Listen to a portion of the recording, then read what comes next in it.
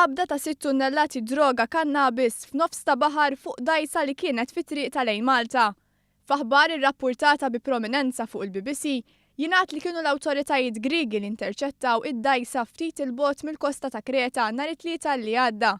Id-droga fi triq ta' lejn Malta instabet fuq bastiment bl-isem ta' Andreas, irreġistrat it-Tanzanija li telaq minn Ċipru fi triqtu lejn Malta.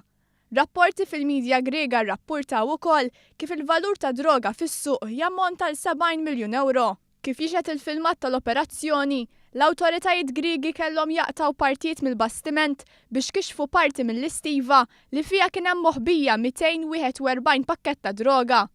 F'ħidma kontra t-traffikar ta' droga ipparteċipaw ukoll l-awtoritajiet ta' dwana Franċiżi u l-Aġenzija tal-Kontroll tal-Fruntieri tal-Unjoni Ewropea il-Frontex.